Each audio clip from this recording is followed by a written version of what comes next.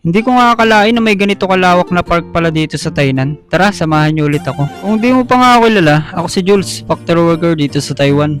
Akala ko nga nung una simpleng park lang siya, pero pagpasok ko pa lang nagulat talaga ako, sobrang lawak ng lugar. Sa sobrang lawak lumabas pa ulit ako para kunin yung motor ko para mas maikot ko pa yung buong place. Masasabi ko talagang underrated tong pasyalan na to kasi kahit hindi siya masyadong napag-uusapan, dinarayo siya ng mga Taiwanese. Kung mag-commute kayo, mag-train kayo papuntang nearest station tapos mag-taxi na lang kayo.